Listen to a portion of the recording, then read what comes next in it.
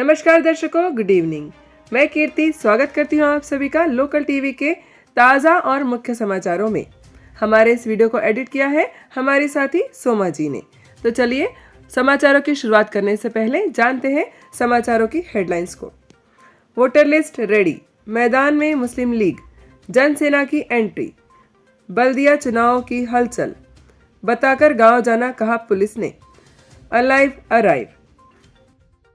तो चलिए दर्शकों, शुरुआत करते हैं आज के मुख्य समाचारों की। काफी जद्दोजहद के बाद आखिरकार कागजनगर शहर में मौजूद सभी वोटर्स की लिस्ट तैयार हो गई है। मिली जानकारी के अनुसार पूरे कागजनगर शहर में करीब 51,000 से ज्यादा वोटर्स हैं। इन वोटर्स में करीब 25,000 वोटर्स पुरुष हैं और 26,000 से ज्यादा महिलाएं वोटर्स हैं। महिलाओं और पुरुष के अलावा कागजनगर के 8 ट्रांसजेंडर्स ने भी खुद को वोटर लिस्ट में नामांकित करवाया है। कागजनगर शहर को पूरे 30 वार्डों में बांटा गया है। इनमें से वार्ड नंबर 1 सबसे बड़ा है, जहां 2,140 वोटर्स हैं। इस वार्ड में Guntur colony, F type quarters और राम मंदिर के पीछे वाली कॉलोनी आती है। वार्ड नंबर 10 सबसे छोटा है, जहां 1,464 वोटर्स हैं। इसमें बालाजी नगर का कुछ हिस्सा, पूरा श्री राम नगर, पूरा तिलक नगर और श्री कृष्ण कॉलोनी का कुछ हिस्सा आता है। देखने वाली बात यह है कि अब ये म्युनिसिपल चुनाव कब घोषित होंगे और कौन सी पार्टी कैसी रणनीति बनाएगी, कौन बनेगा कागजनगर म्युनिसिपैलिटी का चेयरमैन, और सबसे जरूरी बात, कौन से वार्ड में कौन सा रिजर्वेशन आएगा, चेयरमैन के लिए कौन सा रिजर्वेशन आएगा। देखते हैं दर्शकों आगे क्या होता है। इतिहास पढ़ने वालों को पता ही होगा कि भारत में आजादी के समय सिर्फ 4 पार्टियां थी। एक कांग्रेस, दूसरी हिंदू महासभा, तीसरी कम्युनिस्ट पार्टी और चौथी मुस्लिम लीग।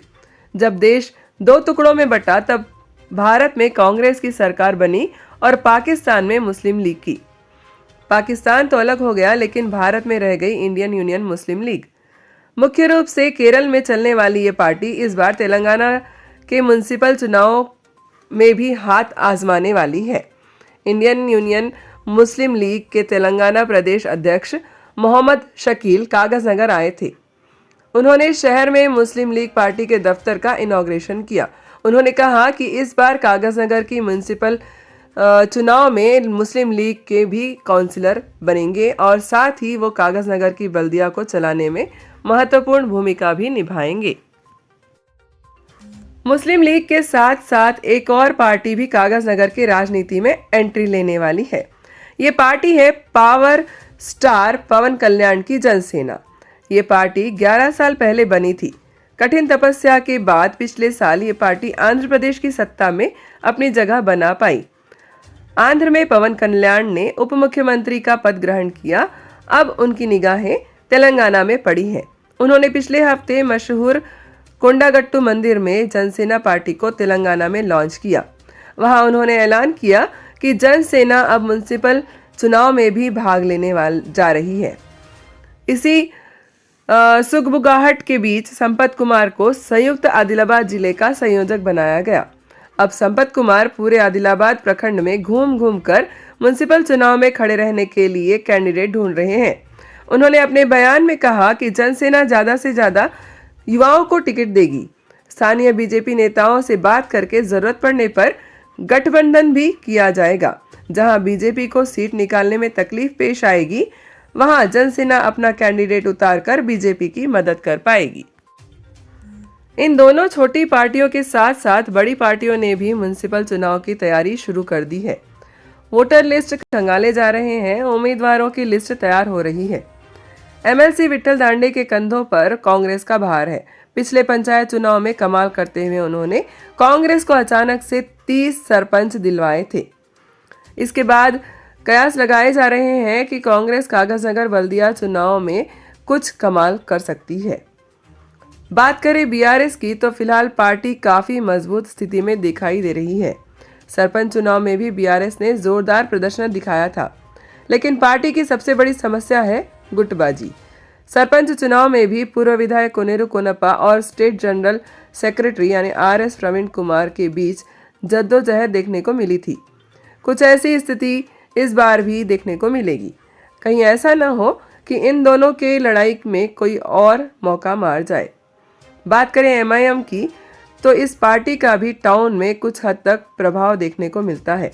निजामुद्दीन कॉलोनी, कौसर नगर, इरफान नगर, अनवर स्कूल और सुभाष चंद्र बोस कॉलोनी में एमआईएम की अच्छी वोट बैंकिंग है। कई वार्डों में तो पिछले चुनाव में एमआईएम दूसरे पोजीशन में थी।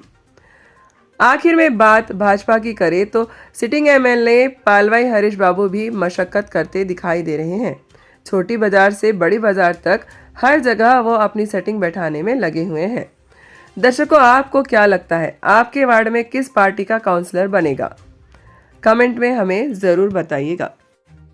पुलिस ने डाटा बनाया और बताया कि सन 2025 में कागज नगर में कुल 151 चोरी की घटनाएं सामने आई हैं। इन सबको देखते हुए पुलिस ने कहा कि यदि आप संक्रांति की छुट्टियों में गांव से बाहर जा रहे हैं तो इसकी जानकारी पुलिस को अवश्य दें। इससे पुलिस आपके घर पर विशेष नजर रखेगी।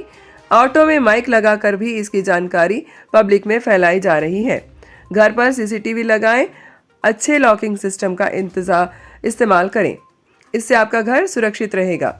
दर्शकों, आपसे गुजारिश है कि पुलिस के बताए गए आदेशों को जरूर पालन करें। तो चलिए दर्शकों, बढ़ते हैं आज की आखिरी खबर की ओर। इस हफ्ते पुलिस का फोकस गाड़ियों पर रहेगा। जी हाँ दोस्तों, इस हफ्ते एक नया कार्यक्रम चलाया जा रहा है। इस कार्यक्रम का नाम है अलाइव अराइव, यानी जिंदा घर पहुंचना। एसपी नीतिका पंत जी ने बताया कि इस हफ्ते गाड़ियों की कड़क चेकिंग होगी, जोरदार चालान काटे जाएंगे। लोगों से मिलकर उन्हें बाइक पर हेलमेट पहनने के बारे में बताया जाएगा। ट्रिपल राइडिंग करने से मना किया जाएगा और उसके नुकसान के बारे में भी बताया जाएगा। कार में सीट बेल्ट लगाने को कहा जाएगा। ट्रकों और लॉरियों में, ऑटो में ओवरलोड ले जाने से मना किया जाएगा। सभी गाड़ियों के पेपर सही से मेंटेन करने को कहा जाएगा। शराब पीकर गाड़ी चलाने से मना किया जाएगा। तो ये थे दर्शकों आज के हमारे कुछ खास समाचार। समाचारों का सिलसिला यूं ही जारी रहेगा। मिलेंगे अगले वीडियो में कुछ और खास समाचारों के साथ। तब तक के लिए आप जुड़े रहिए आपके अपने पसंदीदा यूट्यूब चैनल लोकल टीवी के साथ। मैं कीर्ति लेती हूँ आप सभी से विदा। अपना ध्यान रखिएगा। नमस्कार।